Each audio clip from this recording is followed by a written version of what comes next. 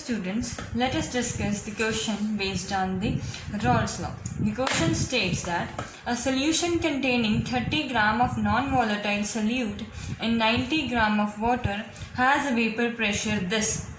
Further, 18 gram of water is added to the solution and new vapor pressure is this.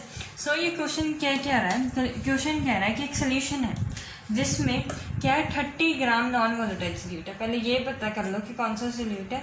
Non volatile solute है.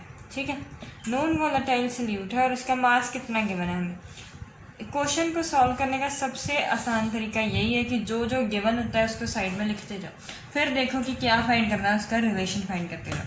ठीक है, 30 ग्राम non volatile solute दिया है और water में दिया है, तो वाटर है और उसका मास कितना गिवन है 90 ग्राम. ठीक है, अब इसका प्रेशर कितना गिवन है, इसका एक वेपर प्रेशर गिवन है कि वेपर प्रेशर है इसका 2.8 किलो पास्कल. ठीक है, अब उसने क्या किया है, कंडीशन चेंज कर दी है. ये क्वेश्चन है ना, ये आपका क्वेश्चन है, ये हम सोल्यूशन निकाल रहे हैं. अब उसने सिचुएशन चेंज कर दी है, उसने सेकेंड सिचुएशन दे दी है हमें, जिसमें उसने क्या किया कि further 18 gram of water is added. Solution जो है उसमें 18 ग्राम वाटर और ऐड किया. सोल्यूट तो नहीं ना ऐड किया, सोल्यूट सेम रहा. सोल्यूट नॉन वोलेटाइल है और उसका मास कितना है 30 ग्राम. और वाटर जो है पहले से ही 90 ग्राम था, अब उसमें 90 ग्राम था और अब उसमें 18 ग्राम ऐड और कर दिया, तो 108 ग्राम हो गया वाटर. अब उसने क्या है कि न्यू वेपर प्रेशर, अब नया जो वेपर प्रेशर है ना वो हो गया 2.9 किलो पास्कल. ठीक है, अब क्या है कि मोलर मास निकालना है सोल्यूट का. अब जो चीज़ निकालनी है इसको मान लो लेट कर लो, let molar mass be x. ठीक है, अब रॉल्ट्स लॉ हमें क्या कहता है, what does Raoult's law state. Raoult's law कहता है कि vapour pressure total is equals to the partial pressure of 1 and 2, और पार्शियल प्रेशर की वैल्यू कितनी थी P1 not into its mole fraction plus P2 not into its mole fraction. यही pressure रॉल्ट्स law का equation है. अब एक चीज़ उसने और बता दी, एक चीज़ उसने हमें क्या बताई है कि जो सॉलिड हमने सोल्यूट डाला है वो नॉन वोलेटाइल है, वो वेपर्स बना ही नहीं रहा. अगर उसके वेपर्स बन ही नहीं रहे तो उसकी वजह से कोई प्रेशर होगा, उसकी वजह से कोई प्रेशर होगा ही नहीं. तो इसका मतलब कि इसकी वजह से कितना प्रेशर है, प्रेशर 0. अब पहले केस में क्या है कि प्रेशर टोटल जितना भी है, पहले और दूसरे दोनों केसेस में क्या है, प्रेशर टोटल जितना भी है वो इक्वल, वो किसका है, सिर्फ वाटर की वजह से है. P2 not x2 and P2 इसके यहाँ पर भी है P2 नॉट x2. अब इसकी वैल्यू सब्स्टिट्यूट करते जाओ. पहले केस में टोटल वेपर प्रेशर कितना है 2.8. P2 नॉट की हमें वैल्यू नहीं पता, लेकिन हमें x2 की वैल्यू पता है. x2 क्या होती है, मोल फ्रैक्शन. मोल फ्रैक्शन का फॉर्मूला क्या है, हम यहाँ पर लिखते हैं x2, यहाँ पर लिखते हैं x2 की वैल्यू. x2 की वैल्यू क्या आती है, number of moles of water, number of moles of water upon total moles. ठीक है, यही है number of moles of water. Water के कितने मोल होंगे, जितना उसका मास है upon its molar mass divided by total number of moles कितने हैं वाटर के मोल्स प्लस उस सोल्यूट के मोल्स. सोल्यूट के मोल्स कितने होंगे, given mass upon its molar mass भी x. ये उसकी मोल फ्रैक्शन आ गई. अब केस 1 में क्या था कि प्रेशर दोनों केसेस में यही है कि प्रेशर जितना भी है वाटर की वजह से ही आएगा, लेकिन यहाँ पर वाटर ज़्यादा ऐड हो गया. ये क्या है कि P1 equal to P1 not x1, और यहाँ पर भी क्या आएगा P1 is equals to P1 not x1, क्योंकि x2 की वो तो है ही नॉन वोलेटाइल, उसकी वजह से कोई इफेक्ट आएगा ही नहीं. अब क्या है कि P1 की उसने वैल्यू हमें दे दी है कि 2.8 किलो पास्कल है, 2.8 है, और P नॉट की वैल्यू हमें नहीं मालूम. लेकिन मोल फ्रैक्शन कैसे निकालते हैं, मोल फ्रैक्शन होती है mole number of moles upon total moles, number of moles upon total moles. ये होती है मोल फ्रैक्शन की वैल्यू. अब वाटर के मोल्स कितने आएंगे 90/18 अपॉन 90/18 प्लस सोल्यूट कितना था 30 ग्राम था और उसका हमने मोलर मास कितना लेट कर लिया x. ये पहले केस की मोल फ्रैक्शन है. ठीक है, पहले केस की मोल फ्रैक्शन क्या आ गई 90/18 अपॉन 90 प्लस 18 प्लस 30/x. ये आ गई पहले केस की मोल फ्रैक्शन. अब दूसरे केस में क्या होगा, दूसरे केस में उसने हमें पार्शियल प्रेशर वेपर प्रेशर दे दिया कि वो 2.9 हो गया. और P1 नॉट हमने वैसे ही लिख लिया क्योंकि वाटर का ये सेम। अब x2 यहाँ पर जो x है वो चेंज हो जाएगा। क्यों चेंज हो जाएगा?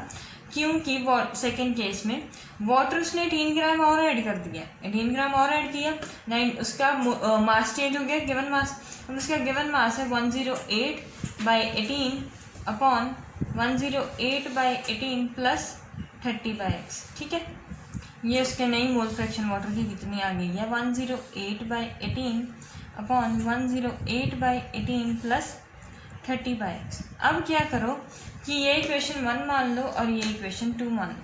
ठीक है, डिवाइड कर दो दोनों इक्वेशन को, डिवाइड 1/2। अब क्या होगा कि इसके नीचे हम डिवाइड कर देते हैं बाई 2 से। ठीक है, ये 2.8/2.9 P1 नॉट, और इसकी वैल्यू हम लिख लेंगे। इसकी वैल्यू कितनी है? 108/18 प्लस 30/x। ठीक है, P1 नॉट से P1 नॉट कैंसिल, और ये क्या आ गई वैल्यू? 2.8/2.9। अब यहाँ से ध्यान से देखो, 90/18 को मैं क्या लिख सकती हूँ? 5। ये कटिंग हो जाएगी इनकी, 5 आ जाएगा। ठीक है, और 10/18 क्या इतना होता है? 6 होता है, ये आ गया 6।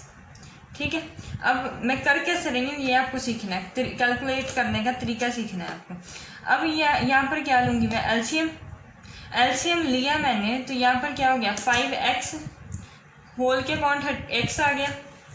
x नीचे डिवाइड में है, सिर्फ ऊपर वाला पोर्शन सॉल्व कर रही हूँ। एलसीएम लिया, x इधर आ गया, टोटल के नीचे डिवाइड आ गया x, और ये जो x नीचे है वो ऊपर जाकर क्या आ जाएगा? मल्टीप्लाई।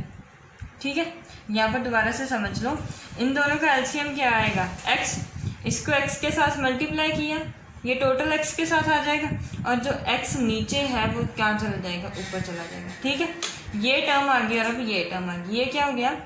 5x/5x। अब ये भी देख लो, एक और चीज़ देख लो। अब 5x यहाँ से, 5 यहाँ से कॉमन आ जाएगा। अगर 5 यहाँ से कॉमन आ गया तो यहाँ से क्या रह जाएगा? 6, और ये 5x प्लस 5 का अगर कॉमन आ गया तो ये ऐसे ही आएगा ना, 5x + 6, क्योंकि 30 था यहाँ पर। अब यहाँ से 6 कॉमन आ जाएगा। 6 अगर कॉमन आ गया बाहर तो यहाँ पर 5 रह जाएगा, ये 6 आ जाएगा बाहर। 6 के साथ कटिंग, 5 के साथ कटिंग। और अब क्या होगा? अब इसको लिखते हैं x/x + 6 whole divided by x/x + 5। अब इसको आगे आप सॉल्व कर लो। 2.8/2.9 x/x + 6। अब इसको डिवाइड में है, डिवीजन का साइन हटाएंगे और मल्टीप्लाई का साइन आ जाएगा, x + 5। x के x कैंसिल। अब इसको क्रॉस मल्टीप्लाई कर लो। 2.8 × x + 6 = 2.9 × x + 5। ठीक है, अब ये क्या आ गया? 2.8x प्लस इन दोनों को मल्टीप्लाई करोगे आप तो आपके पास आएगा 16.8। अब इन दोनों को मल्टीप्लाई करोगे तो आएगा 14.5। ठीक है, अब क्या आ गया? ये 0.1x आ गया, और यहाँ पर कितना आ जाएगा? यहाँ पर वैल्यू कुछ आएगी आपकी 2.33 कर, और इसको जब 0.23 ऐसे कुछ आएगी वैल्यू, इनको जब आप माइनस कर दोगे। ठीक है, 2.33 करके ऐसे वैल्यू आएगी। अब जब ये पॉइंट आप रिमूव कर दोगे तो x की वैल्यू कितनी आ जाएगी? 23 ग्राम आ जाएगी। ठीक है, x की वैल्यू हमें पता चल गई। x क्या था? Molar mass of solute, molar mass of solute. मैंने आपको इस क्वेश्चन में ज़्यादा कैलकुलेशन करनी सिखाई है कि आप आसानी से कैलकुलेशन कैसे कर सकते हो। ठीक है, ये हो गया मोलर मास ऑफ सॉल्यूट। अब ए वाला टर्म तो हमने फाइंड कर दी। बी टर्म थी कि उसका वेपर प्रेशर फाइंड करो कि वेपर प्रेशर प्योर वाटर का कितना होता है। जब आप x की वैल्यू यहाँ पर फिल कर दोगे, यहाँ पर आप x की वैल्यू फिल कर दोगे 23, और ये एक सिंपल टर्म बन जाएगी। सिंपल टर्म यहाँ पर क्या आ जाएगा? फिर 2.9 P1 एक सिंपल टर्म होगी। जो सिंपल टर्म बनेगी उसके साथ आप 2.9 को डिवाइड कर लोगे, और वो क्या दे देगी? हमारे प्रेशर 2, और ये है हमारा B part. Thank you for watching the video.